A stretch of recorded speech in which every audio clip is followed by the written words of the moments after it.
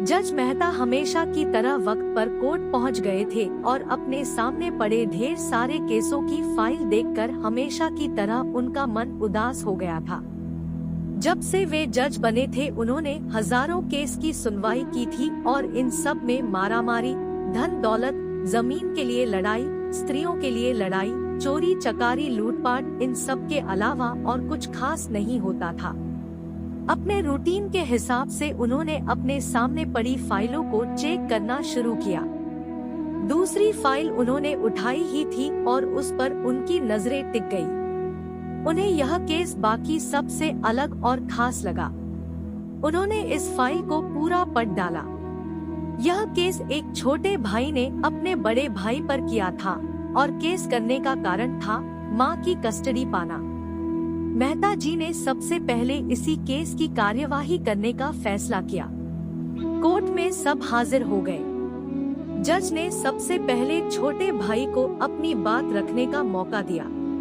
छोटे भाई ने कहा, जज साहब, मेरी उम्र 50 वर्ष है और मेरे बड़े भैया की उम्र 60 वर्ष है। हमारी माँ जो 90 साल की है वह बड़े भाई के साथ ही रहती है, लेकिन अब मैं चाहता हूँ कि माँ बाकी के बचे वर्ष मेरे साथ रहकर बिताए। माँ की सेवा करने का मौका अब मुझे मिलना चाहिए। मैंने बड़े भैया को काफी समझाया कि अब आपकी भी उम्र हो चली है, अब आपकी सेहत भी अच्छी नहीं रहती और आप दिल के मरीज भी है। मैं अभी स्वस्थ हूँ, इसलिए बेहतर यही होगा कि माँ की सेवा करने का मौका अब मुझे दिया जाए। वैसे भी माँ पिछले 40 सालों से उनके साथ ही तो रह रही है, क्या मेरा हक नहीं बनता कि माँ मेरे साथ भी रहे? लेकिन बड़े भैया है कि इस बात को मानने के लिए राजी नहीं है, इसीलिए मजबूरी में मुझे उन पर केस करना पड़ा। अब बड़े भाई की अपनी बात रखने की बारी थी। बड़े भाई ने कहा, यह बात सच है कि मेरी उम्र 60 साल है।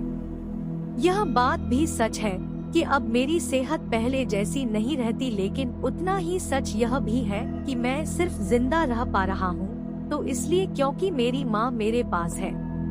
चाहे मेरी सेहत कितनी भी खराब हो, चाहे मेरी जिंदगी नर्क जैसी हो, लेकिन मेरी माँ मेरे पास होने की वजह से वही तकलीफों भरी जिंदगी स्वर्ग जैसी बन जाती है। जज साहब, आप ही बताइए, मैं माँ को अपने से दूर कैसे होने दे सकता हूँ?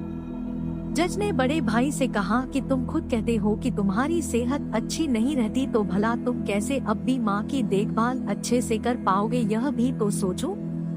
बड़े भाई ने कहा, मैं अपनी माँ की बड़े अच्छे से देखभाल करता हूँ। आप माँ से भी पूछ सकते हैं और अगर वो खुद कहे कि उन्हें मेरे साथ नहीं रहना तो आप बेशक उन्हें मेरे भाई के साथ भेज दीजिए। जज को यह बात ठीक लगी और उन्होंने माँ को अदालत में बुलाने का फैसला किया। 90 साल की बूढ़ी माँ बड़ी ही कमजोर थी। वो जैसे तैसे व्हीलचेयर से अदालत में आई। जज साहब ने उनसे उनका फैसला पूछा तो माँ ने कहा कि मेरे लिए दोनों ही बच्चे समान हैं, किसी एक का पक्ष लेकर दूसरे को नाराज नहीं कर सकती। आप तो जज हैं, आप तो ऐसे फैसले हमेशा लेते हैं। आप जो भी फैसला लेंगे वह मेरे लिए आखिरी फैसला होगा और मैं चुपचाप उसे मान लूंगी। जज साहब बहुत परेशान हो गए। उन्होंने अपनी पूरी जिंदगी में ऐसा अनोखा केस कभी नहीं देखा था। हमेशा दो भाई अपने माता पिता को एक दूसरे पर थोपते, एक कहता तुम रखो तो दूसरा कहता तुम ही रखो। जज का आश्चर्य तब और भी ज्यादा बढ़ गया जब उन्हें पता चला कि माँ के पास दोनों बेटों को वसीयत में देने के लिए फूटी कौड़ी भी नहीं थी। बड़े सोचने विचारने के बाद जज ने फैसला किया कि माँ को अब छोटे भाई को सौंप देना चाहिए। ये फैसला सुनते ही बड़ा भाई जमीन पर बैठ पड़ा और फूट फूट कर रो पड़ा। उसे रोता देख कोर्ट में हाजिर सभी के साथ जज की भी आंखों से आंसू बह निकले।